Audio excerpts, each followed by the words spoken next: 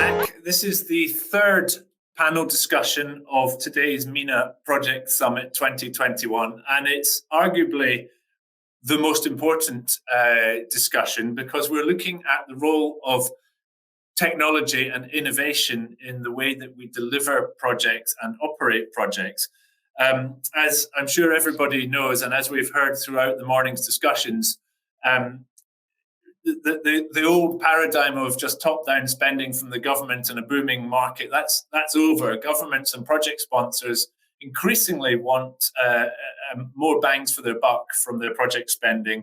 And also they want higher levels of safety, higher levels of performance from their assets, and increasingly the need to track and monitor the carbon footprint and to decarbonize their projects. So efficiency, decarbonisation and quality of performance, these are the watchwords for projects these days. Or I guess they've always been the watchwords, but they're more important than ever. And so over the next hour, we're going to look at technology, the importance of technology and innovation, and particularly digital data technology, whether that's using building information modelling or digital twins or drones, whatever technology. We're going to look at how it is being adopted, what the opportunities are for project sponsors and project delivery companies through the adoption of data technology. But also, we're going to look at some of the challenges and the difficulties.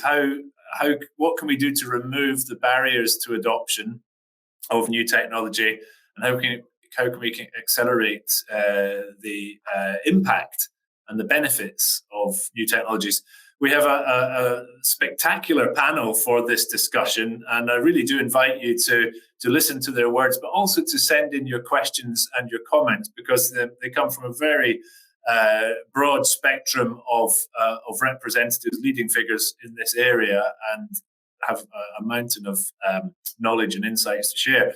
So today we have David Dunn, who is the project manager for Municipal Roads and Infrastructure at Abu Dhabi City Municipality. Good morning, David. We also have Dr. Jacques Khouri. Now, Jacques is the head of digital construction and innovation for PIX 4D, and he is also the executive board member for the digital chapter of the Society of Engineers in the UAE. Good morning, Jacques, and thank you. Good morning, Richard. Thank you. And last but certainly not least, we have engineer Mahmoud Hendy, who is calling in from Cairo. Mahmoud is a planning engineer, or is the planning engineer for the National Authority for Tunnels, NAT, at the Ministry of Transport in Egypt. And as I'm sure everybody knows, the National Authority for Tunnels is the transport agency you need to know about and you need to engage with if you want to be involved in the key infrastructure projects in that country. So we're very lucky. Thank you, Mahmoud, for your time. Thank you, Jacques. Thank you, David. Thank you very much. So I'm going to start. I'll go around the panel for some key thoughts from each of them. I'll start with David at Abu Dhabi. So, David, we're here to talk about the role of technology and innovation in projects. So, from an Abu Dhabi City Municipality point of view, what is the strategy for using technology? Why? What are the benefits, and what are you doing? That's a very good question. Abu Dhabi Municipality is really embracing technology. We've already moved most of our processes online. So we look after the town planning, we look after registrations.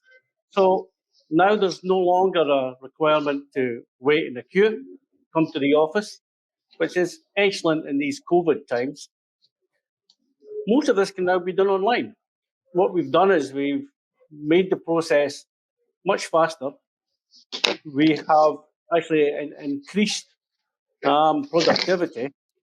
And most of all, which is extremely important to any government entity, is we've actually increased the residents and the citizens' agreement, and they're much happier now to use these systems.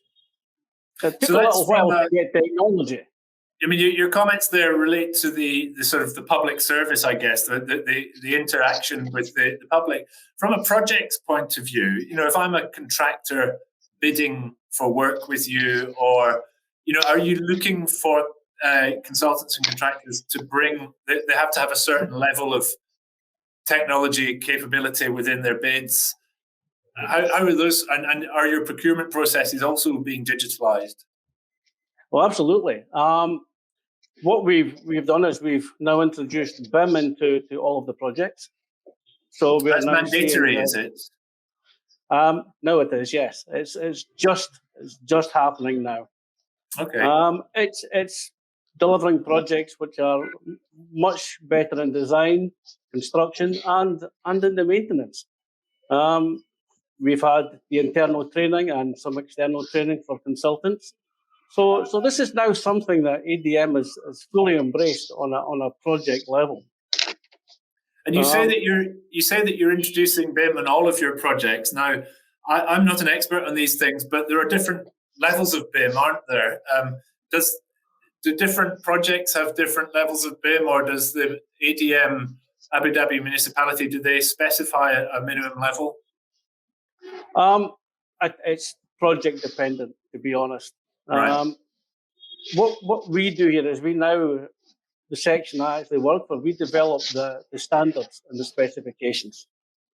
So now that the training has been given, now that our staff are up to date, fully informed of what has to be done, the people who write the specification for this are now busy preparing a new specification that will be released as an official document.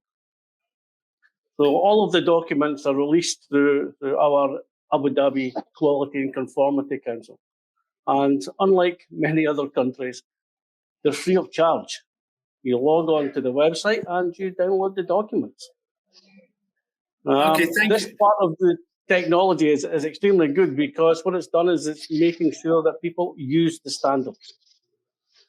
And do you think, as a sponsor of projects, do you expect to see the cost of projects going down? When Abu Dhabi Municipality is budgeting for projects, does somebody take out a pen and say, right, reduce that by 30% because we're going to use BIM?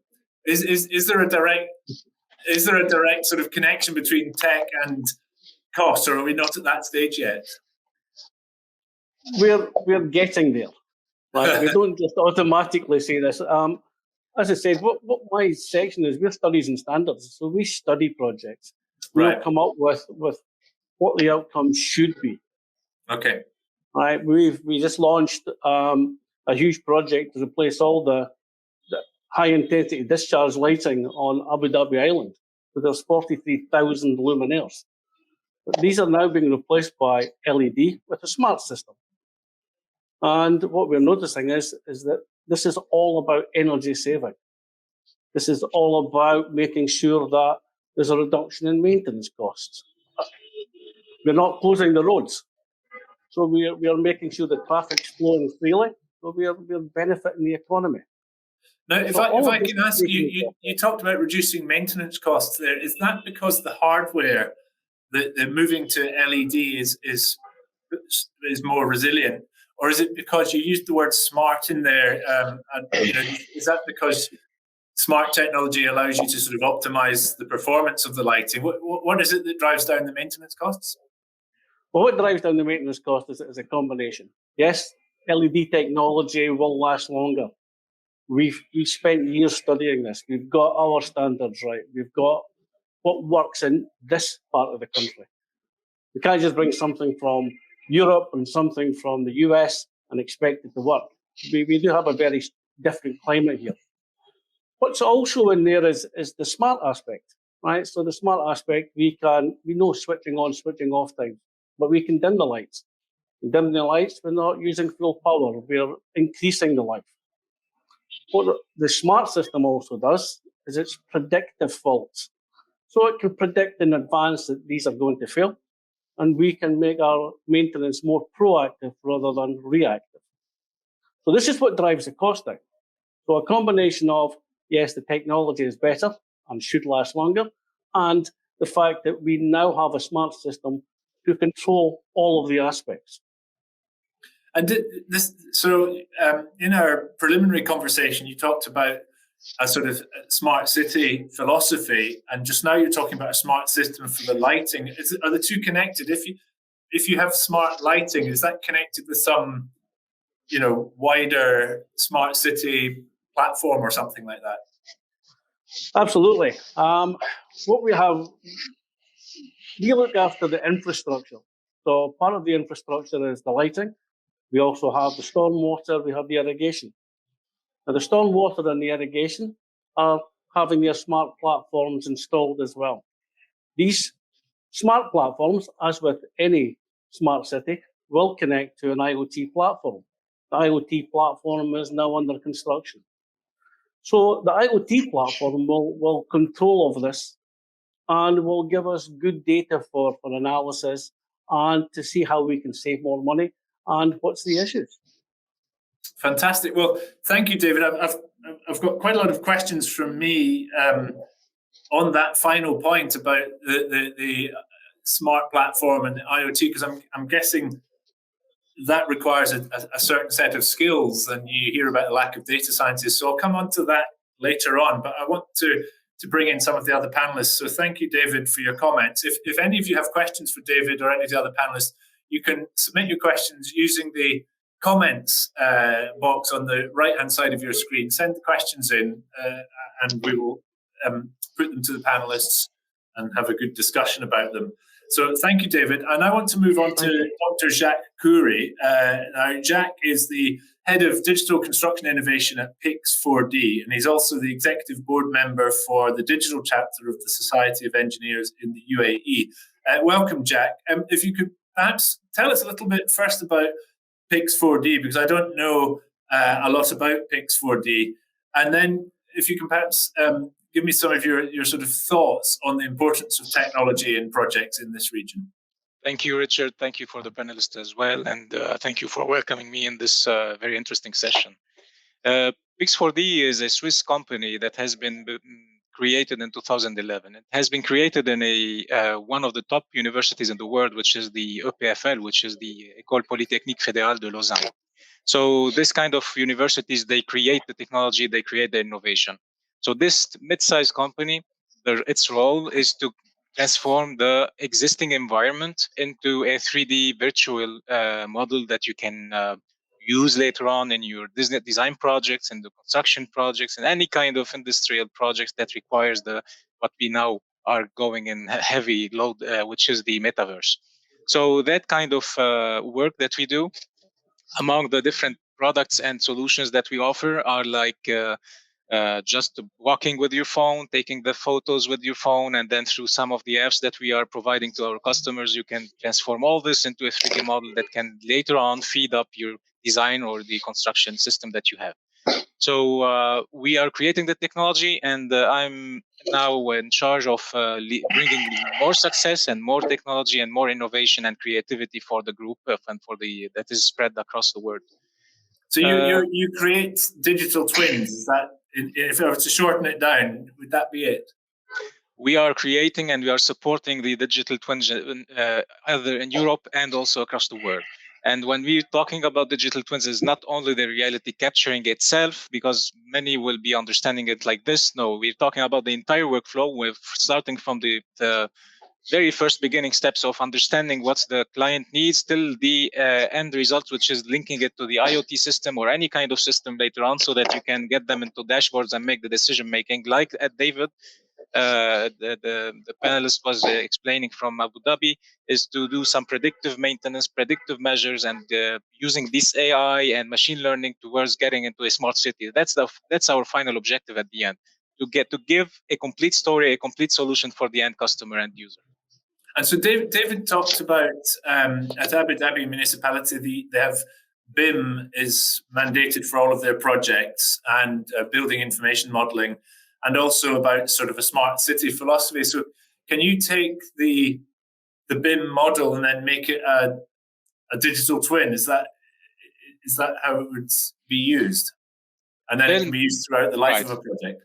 Right. It's a very interesting question, and I think BIM, we have to understand what is BIM at the beginning. Without going into details, BIM is the building information modeling, but it is not the building as a structure building. We are building, it means we are creating the information modeling. So we are creating the models for whatever we are going to use later on. So this is one of the piece of the puzzles, but it's not the mandatory piece of puzzle that will lead you at the end to digital twins. We can see a lot of digital twin solution across the world that they have never touched anything related to 3D modeling, which is more translated in nowadays word into something called BIM. They just simply use the 2D data, and then these 2D data get them into dashboards, and then later on do whatever predictive and analysis and measures. The BIM itself, with the different levels that you have and different details, and which we have the level of details, LOD, the I information, the E geometry of details that you will be having to model. Also, it can have different dimensions. So whether you're dealing with a 3D to 4D to 5D to 7D of the asset management. So all this constitute the complete. And yes, BIM nowadays, it's becoming some sort of mandatory in many of the government, and even here in Switzerland, or I was in Dubai for many, many years, and we're still dealing with that. Now, what is happening is that we want to go explore and give the opportunity for users and stakeholders and consultants and contractors across the region to be united in the way they communicate. So what we're going towards is to create some sort of open BIM, so that no one is limited to a specific vendor. Instead of, for example, you're just going to follow X vendor or Y vendor. No, it's going to be some sort of open file format, which will be the IFC from Building Smart, for example, and then everyone will drop their information in it, like the municipality they have made, and then all of the stakeholder and contractors, they can be speaking the same language on the same frequency. So that's also very important, because one of the challenges of the implementation of digital twins is that no one understands the other. So that's what one very important issue is, that we have to unify the language and make standardized. Does that require some sort of government standards? To unify the language, it has to come from the top down, does it? We touch it. We touch it very carefully, because in my second role, which is the executive board member for the Society of Engineers, so what we're doing there is that we're supporting governmental and entities and municipalities. So lately we have supported the Ministry of Energy and Infrastructure of Dubai, and with the support of engineer Tim Sinclair. And what we've done is that we created this guideline for construction industry 4.0, and now it's going to be deployed across the region. So what is this guideline says is that it will give every engineer the possibility and the freedom at the same time to be choosing between either he wants to follow the old-fashioned way of using his own language, or a unified, which is the IFC with the green material, with the digital twins, advanced work packaging, many kind of technologies that are being proposed in these guidelines. I believe that if the government doesn't take action and make it sort of mandatory, let's keep it a bit democratic on this. So at the end, the technology will not be adopted properly, and it will not be implemented properly. So the government has a major role, even here in Switzerland and in Europe across. We see it more and more demanded now, that we need to be having at the same time from the engineers level and then from the governmental level, and then both have to communicate so that we can reach the final goal. Okay, that's fantastic. Thank you very much, Jacques. Now, if any of you have questions for David or Jacques or Mahmoud, who I will introduce in just a moment, you can send in your questions using the comment tab on the right-hand side of your screen. There can be questions or comments on digital technology and innovation in projects. Mahmoud, you are from the National Authority for Tunnels at the Ministry of Transport in Egypt.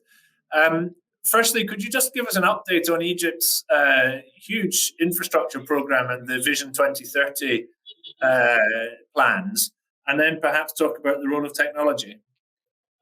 Okay. Let me describe about our project. We have National Authority for Tunnels. In your speech in the start, you say that if you want to talk about mega project in Egypt, you should talk about National Authority for Tunnels. We will have a new name. Not only tunnels, we all electrified train. We have a mega high speed project, 2,000 kilometers, all in Egypt, from MENA to Mediterranean Sea to Aswan in Hurghada. And also we have light rail transit, which will connect Cairo with the new capital. We have also monorail.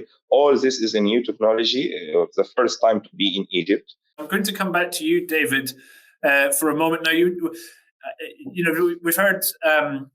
We'll talk about the sort of data commonality in a moment that Jacques was mentioning, but you mentioned about moving to IoT platforms and smart platforms to monitor and integrate different systems, and also analytics, data analytics for predictive maintenance. Do you have the skills for that? Because I've heard, people talk about the lack of data scientists and the need to develop a new cohort of people with new data skills. Is that a big challenge for you, or do you think that's actually quite easy to overcome? No, of course it's a challenge, but these challenges are not insurmountable. I mean, what Abu Dhabi Municipality is doing is running training courses for its staff. It's ensuring that most people now understand it all the way from engineer level to manager level. So it's being taken care of. It's just like Jacques said, this is a case of communication between all of the entities. And it's important now that the universities here are now teaching all these courses. They do some training within ADM. They get to see the processes that we use, but they also get to interact and then tell us what's maybe a little bit better processes, something else that they're learning. Again, as I say, it's all about communication, and it's something that Jacques pressed on. And really, this is something that's extremely important at the moment. I'm interested. So Jacques mentioned the importance of sort of common data standards and common protocols for data and communication. If you're talking about smart cities and integrated services, whether it's lighting or bridges or whatever, is that a challenge? I mean, I'm guessing under the ADM umbrella, everyone has the same data platforms and protocols, don't they? Not yet. Oh, okay. We're getting there. We're now ensuring that there is commonality. Right. I was in a meeting this morning about commonality for our management system for our lighting network. And we're driving to make sure that integration is accessible and that we can do it. And we're not left in a situation where we have one or two vendors. So all of this has to come. We then have to integrate the other platforms back into the IoT. So our IT section are now working on an MQTT protocol to ensure that all of this meshes together and we get the data. We're now talking with Department of Energy, who we partner on many projects and sit on the same committees for strategy. We discuss with our energy provider, so Abu Dhabi Distribution Company. We have our main contractors, we have our consultants. So we're busy making sure that everything works.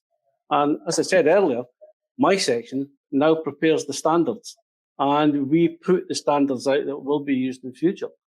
So this is presumably it's actually quite a difficult task. If you talked about the Department of Energy just now, they've got a long history of specifications and standards and projects with their way of doing things. To get them to change to align with the road lighting department or something, I don't know what the different departments are. That's not a simple job.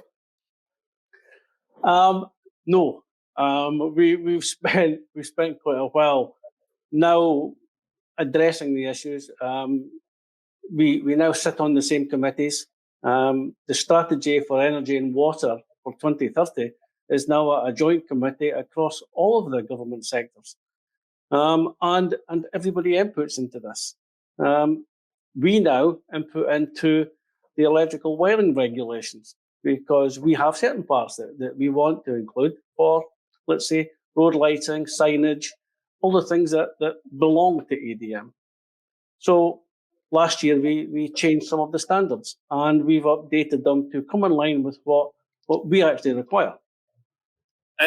Jacques, if I could just come to you briefly then. So you described earlier that you'd worked in Dubai for many years, as well as around the world.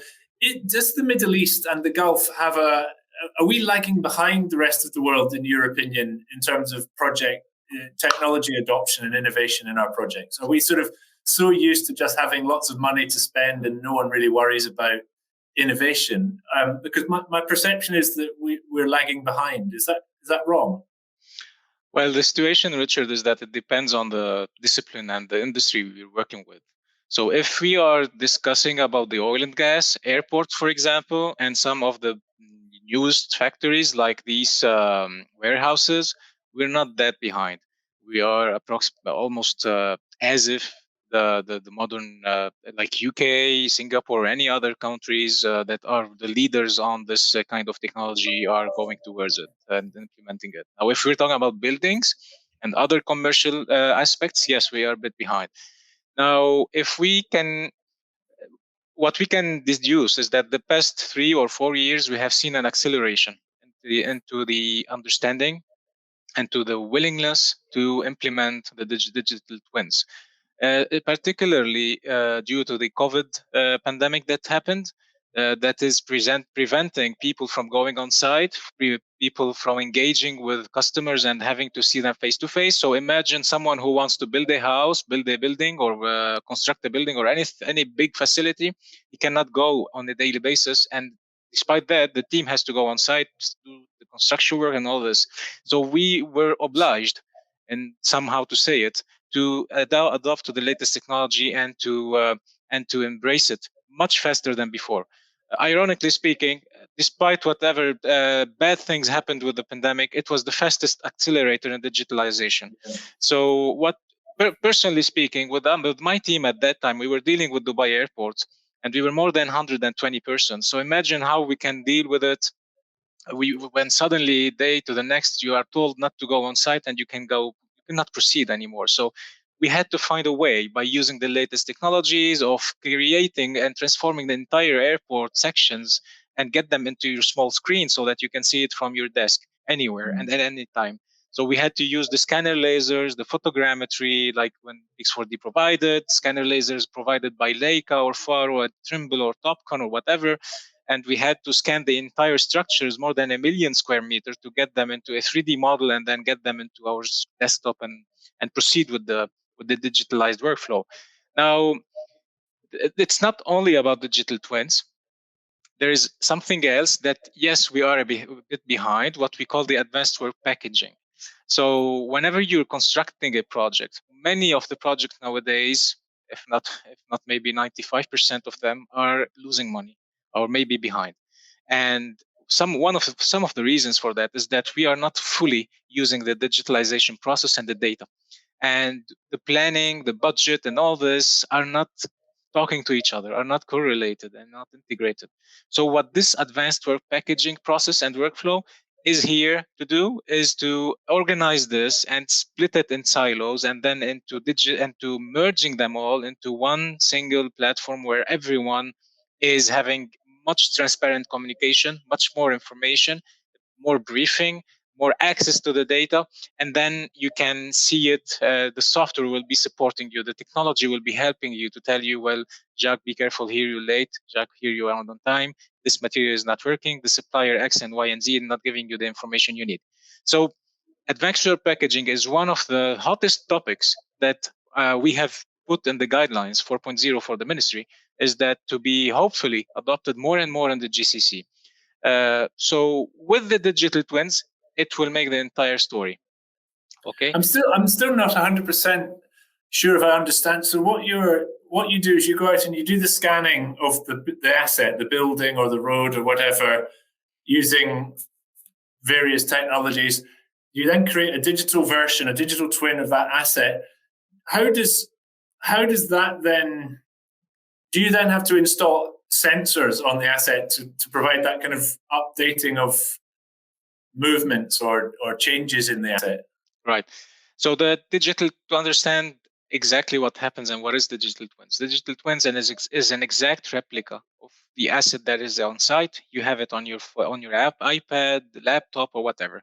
Whatever information is in this asset on site, you will see it in real time or on a frequent basis on your digital laptop or whatever, so that you can predict, you can monitor the behavior, and then you can assess the status.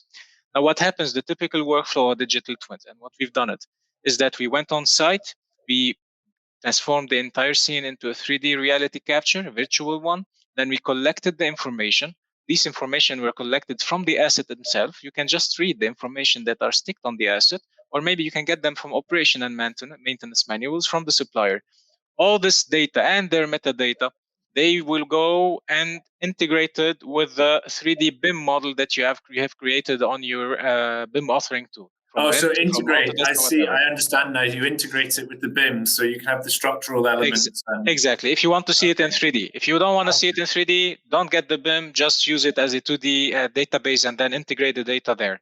Now, 3D is much more compelling, much more beautiful to work with because you visualize the asset. Now, once this is done, this is giving you the information that you have on the asset, but it's not in real time. So you have to make it real time. How you do that? This is where you tackle the IoT, for example, solution like David and yourself mentioned, is that you connect the sensors to assets, but you have to be very careful here, Richard, because it will cost a lot and the infrastructure is very complex and not secure that much. And also not everyone is ready in terms of culture and infrastructure. So we have to pick our assets that are the most critical, the most priority ones, and then we have to install these as sensors on them. If you don't want to use the sensors, you have to install another solution or create other solutions, like we've done it in our case, and we created it and we called it coding of things. And then all this will lead you to a live feeding solution, live monitoring solution that will give you the asset information that are fluctuating on a day-to-day, on a hour-to-hour, depending on the criticality that you're working with. All this, you get them into dashboards because it will give you the graphs, the gauges, all the information, the readings. And from these readings, you will be able to tell, well, my pump is not working fine because it's been for 3 weeks giving vibration, which is very high. The water is consumed very much, so you have to be much more energy efficiency if you want to get the greenhouse CO2 reduced and all this kind of stuff. So this is where you start getting into the phase of decision making and predictive decision, so that it can help you process faster, more accurately, and from your office. So that's the whole point of getting a digital twins. Okay, thank you. I've made a few notes on some points, particularly around culture and around security, and I'll come back to those in a moment. But I have some questions that have been submitted, and thank you to those of you who have sent in questions. Keep them coming. This is for David. This is a question from Wahid, and he says, David, are you currently looking at solar as a major part of your infrastructure renovation projects? That's an excellent question. Yes, we are. We've in ADM, we've just spent the last 3 years studying solar road lighting. Right now, it's taken a long time because we have to make sure that the technology is right. Again, for this part of the country, we can't just bring something from Europe and expect it to work. Right? We have lots of different temperatures, high humidity, salt and sand in the air. And what we're finding is that now we've got to a stage where it's absolutely perfect. It's working well. The life of batteries has been driven by electric vehicles. So we're now getting something that's going to be far better. And the Abu Dhabi lighting manual actually states that a solar solution should be sought before any other solution. Oh, really? So this is why, yes, it does. I added this last year after spending 3 years in studying and writing the standards for how we expect lighting to work. We're about to start an innovation project with Singapore, right? We have an agreement with the Singapore government and the UAE government. Now we're about to install solar panels on some of our empty car parking roof spaces and connect this straight back into the grid, right? This will soon become the norm. If I've understood you correctly, David, what you're saying is because one size doesn't fit all, and every location is different. So you've spent a few years identifying the sort of optimum type of solar panel and the optimum way to set it all up, and you've now got to that point, and you're now extending it out into different areas. Yes, absolutely. We know that solar works, right? We do have challenges here. We have lots of dust in the air. Yeah. Right. We have not a great deal of rain, right? So we have cleaning processes to go through, but these can be overcome. The panels are becoming so much more efficient. The batteries are coming so much more longer life and smaller, right? So everything can now be fitted quite easily, and they're working very, very well. As I say, that we have nearly 365 days a year of sunshine in Abu Dhabi. And what else could you ask for? And what is the job you're doing with Singapore? You mentioned Singapore just now. We have innovation projects with Singapore. What we are busy doing is we're installing smart poles. Right, we are looking at the integration of smart poles, which can include solar, and what all their additions and data sensing that we can actually apply to the IoT platform and do some analysis. We are now studying installing solar panels on empty spaces, right? So on the car park shades roof, most of our car parks have shades in them, right, to protect the cars during the day. These are empty spaces on top. Why not install solar panels? We now feed this into the grid, right? So we're now taking away a lot of the carbon that would have been produced, and this is excellent. Our project with the Noor project, which is changing the lighting, for Abu Dhabi Island, we're reducing the carbon by about 37 million kilos a year from what was there at the moment. Wow. So that's only the island, right? That's 43,000 lights. We're about to embark on the project for the mainland, which is 134,000 lights, and we'll do the same. So this is huge. I mean, the savings in cost for us for energy is around about 19 million dirhams a year. That's just on the island. That's only on the island. Wow! Congratulations. That's incredible. Okay. So I've got another couple of questions. I'm going to put this next question. This has been submitted by Josh, and I'll put this one to you, Jacques. I don't know if you can't answer it, that's fine. But so Josh asks, is BIM looking to be a requirement for projects across the Middle East, or is it really only the UAE that is making progress with BIM? What are your thoughts on that, Jacques? Sure. Let's start with the UAE first. The BIM definitely is a requirement. The IFC is becoming something mandatory, and you will hear about that soon if it's not already the case. What I've seen is that, and I've seen many projects in the region, GCC, where BIM is becoming also a mandatory, particularly it's in KSA. And I know that because many of my colleagues that were the pioneers in the UAE, they have also been working in other places, and now they are implementing this kind of philosophy into Saudi Arabia and also Bahrain and Oman. So that's something that is becoming, we have to speak the same language, everyone, because the company, if you take any kind of big groups that do some contracting projects or some design projects that are very complex, for example, it's particularly for oil and gas and now becoming for commercial buildings, they have subsidiaries and they have antennas that are being installed in other countries. How come they would have, if you are developing a very beautiful design in Dubai and you have it in BIM, you will not go into 2D again and go to another country and start from scratch. You just can share the knowledge and use whatever they have knowledge there as well and build it on a same platform that you have in your original country, which is UAE, for example, in this case. So BIM is becoming a mandatory also, but it will need a little bit more time than the UAE, what we had. But yes, that's going to be happening. Okay, thank you. Now I have another question here for you, Jacques. So this is from Ahmed. What about new technology investments in the health and medical sector? Is the GCC lagging behind? So I don't know, Jacques, if you have much experience in the health and medical sector, but what are your thoughts about tech in that area? I mean, we hear a lot about telemedicine and, right. 5G being, yeah, sorry. Exactly. So I would say that let's start first, why would we need digital twins in the health sector? One of the things that I would love to see in the future, which is not the case now, even worldwide, I'm not talking about UAE or GCC, even here in Switzerland, which is one of the toppest countries in the medical schools that call it like this. What we need is that let's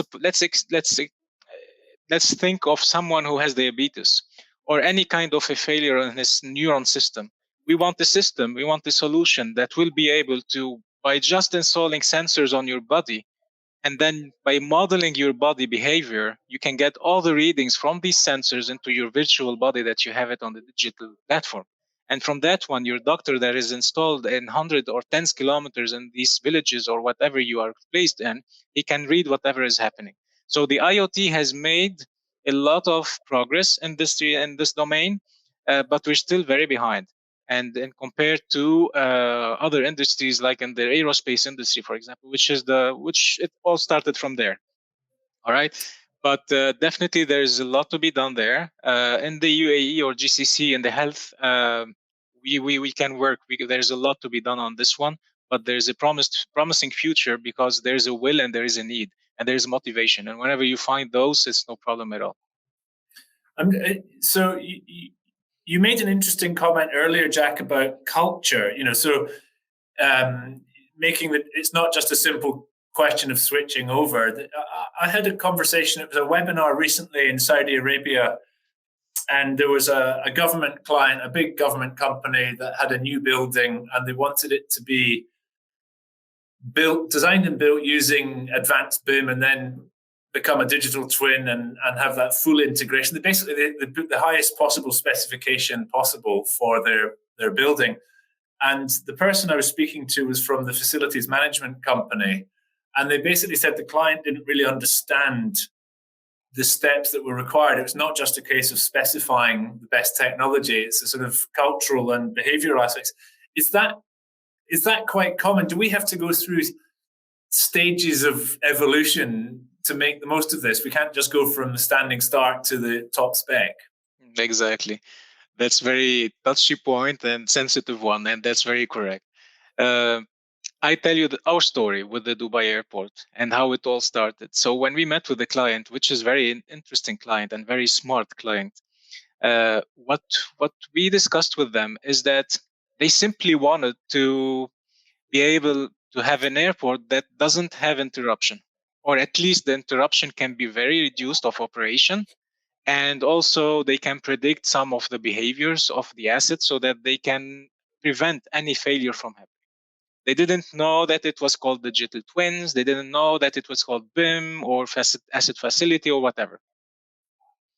So what we've done before going into all this hurdle is and which I recommend any company that wants to invest in digital twin solution, is to start by understanding who are the persons are in front of you. Who is your champion, who is the sponsor, who is the decision maker, who is the guy that loves the technology and wants to endorse it. Once you have these, so now you know the rules. Like Einstein says, once you know the rules of the game, you can play it the way you want. So once these guys are known and you know where you want to go, then you start every person getting to him a message that he likes and the message that he would understand, because everyone will have a different perspective. Everyone, maybe the negative guy, you will have to go with him in a different perspective as well. The way we have to approach them is to focus on what challenges they're facing and what capabilities they want to achieve. Once you know what capabilities and the objectives that they want to achieve, we want to create the business value from that. The business value will be the time, money, and whatever they want to save. It could be just that he wants to sit behind the desk and not go on site. So it can be a business value. So we need to understand them very well on this point. When this is done, we have to present many times to them. and we have to repeat the process and make sure that they are now fully in the game. If not, even if we build a digital twin project for them or any kind of project, at the end they will just reject it. Like when you're implanting something in your body, you have to at least neutralize the defense system of them, and then you can proceed forward. And that's what we've done, is that we got the client to fully endorse the solution, or at least 70 to 80% understanding where he's going to, and to very understand that the return of investment is not going to be on next year or this year. It will take 2 to 3 years at least to see the end results, because that's what the drawback of digital twins. But at the same time, it's a good advantage to be understanding it. Once this is done, proceed with the pilot project.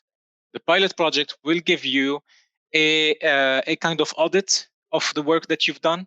It will give you also the comfort that what you're working, the risk of failing or risk of winning it is minimum. So you're not investing a lot of money in this, and at the same time, you're making the client trust you, because if he doesn't trust you, it will not go anywhere. Once all this loop, which is like kind of pampering, let's call it like this, it will take at least 1 year of work. Once this is done, will open the door late after that to many projects. And that's what my recommendation is towards the cultural change, which is one of the hardest jobs I ever say, into changing the culture that you used to work like that for 30, 40, 20 years. And who am I to come to you and change your way of working and change the culture? So we have to be very sensitive, and there is a tactical approach, strategic one, that we have to implement. Okay, thank you very much. Just for a moment, Jacques, just to touch on what you said about changing the culture. Yes, it's a huge difference, because we find here that it's always been, but we've always done it this way, right? And they don't want to change. It's driving that change is the most important part. And we're now starting to find that the different areas and the different authorities and the people are now starting to fully understand why we're changing, why we're driving for a change, and the benefits that's coming from it. So yes, culture is a huge thing. Very interesting. I mean, it's my perception that that possibly the only good thing to come out of COVID is that actually people have been forced to perhaps think about doing things differently, and that maybe that will encourage this. As you said, Jacques, there's a sort of acceleration of digitalization. I have a question here, David. This has been submitted by Ahmed. Ahmed says, the oil and gas industry had to overcome many obstacles over the years in the GCC by developing, innovating, or adapting new technologies to maximize efficiency of drilling.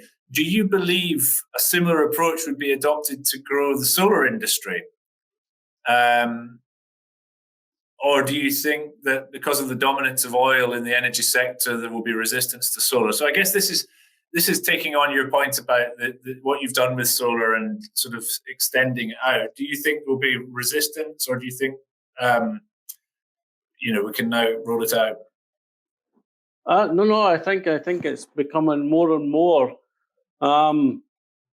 People are now aware, even in the oil and gas industries, they're now aware that oil and gas has its place, right? But the solar technologies are moving on.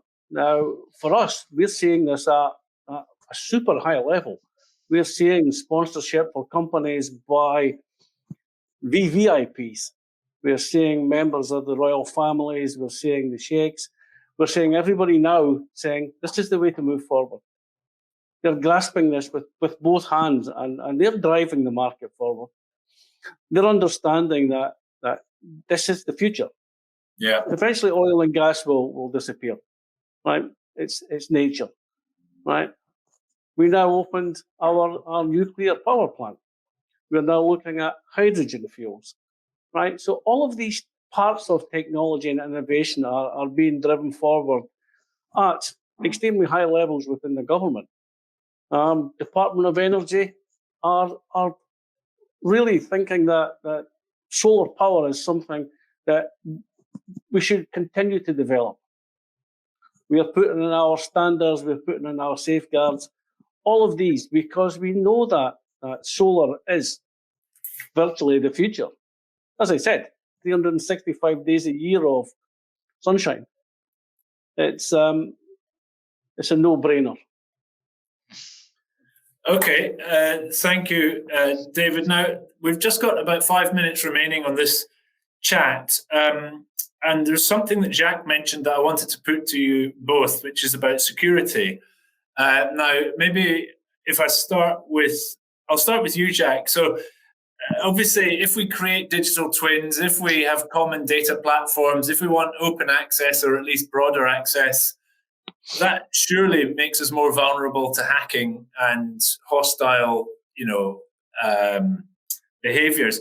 Is security being given the right level of cybersecurity? I mean, being given the right level of focus, and is that another challenge? It's the top challenge that we are facing today, particularly when we're connecting the IoT devices. Rather than any intrusion on the network and getting the data we are working with. So I'll give you an example. When you are connecting a pump or any kind of chiller that gives you the CO2 level or the vibration or any kind of measurements from the sensors that you're installing, what's happening nowadays is that the cybersecurity is not ready and the enforcement of security is not ready because it's securing the devices themselves or it's securing the network. Whereas you have to secure the entire workflow. So from the device to the communication to the end receiving and to the owner that is working on the receiving. And very few in the world are applying that.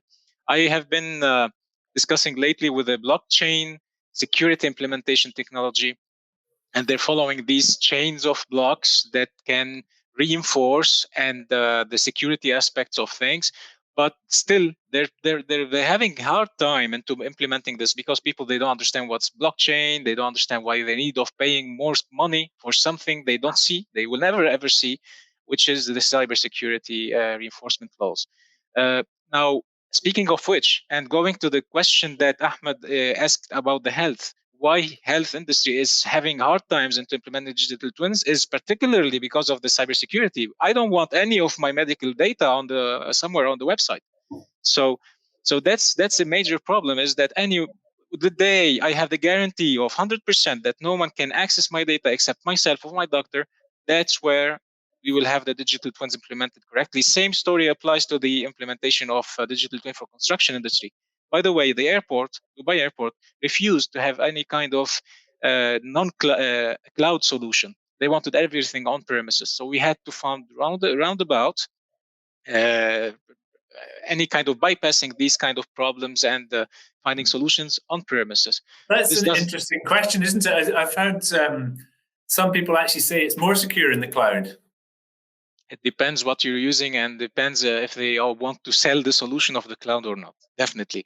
You have different kind. Depends on the vendor. If you have different kind of clouds, you have the local clouds, the hybrid clouds, you have the open cloud.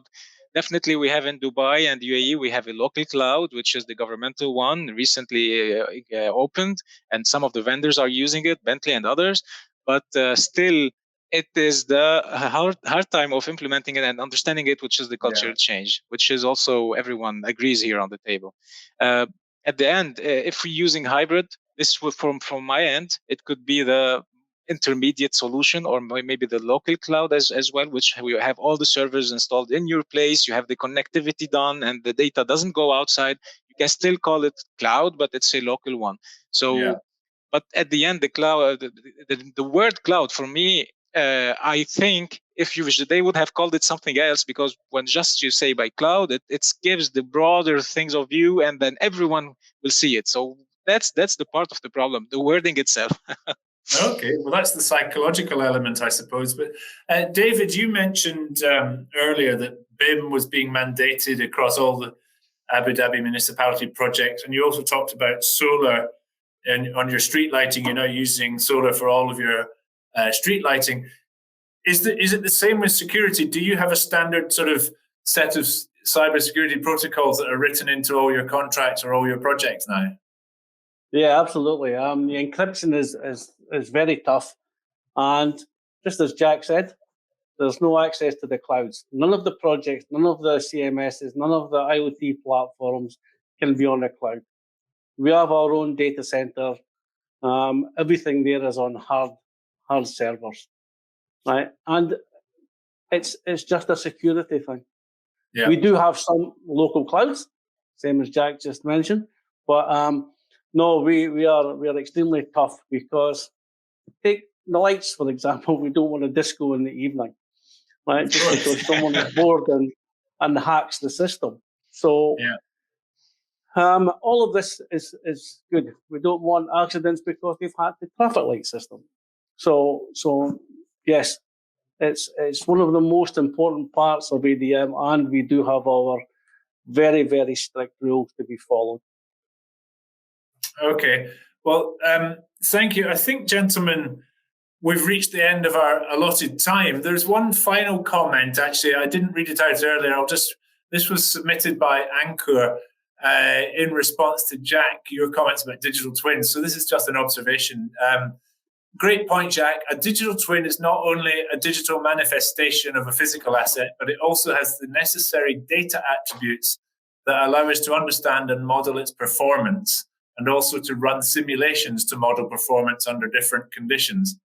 So I presume, Jacques, you agree with that, and thank you, Ankur, for that point. Exactly. The thing is that the project, it has many phases: the conceptual design, the final design, the handover, and then you have the maintenance operation, and then you have the demolition. Depending on each phase you are in, if you are in a design process and you have a data-driven project, you can rerun simulation iterations and run what-if scenarios so that you can get the optimized design and model, so that later on you can inject it in your whatever platform you need it, and in a more optimized and saving time and money. Definitely, I agree with Ankur. Very good. Well, thank you, Ankur, for that comment. Yeah, that brings us to the end of our time. Jacques and David, we've managed to cover electrification, solar power, batteries, the importance of data, the digitalization of data, and blockchain. So we've covered quite a lot of areas of technology, and cybersecurity we touched on at the end there, as well as digital twins. So plenty of food for thought. Thank you both to Jacques and to David for your time today. That's been a fascinating conversation. I wish you lots of success in your future endeavours, and I look forward to meeting you somewhere along the road. Thank you, Richard. In the future. Thank you. Thank you, David. Thank you.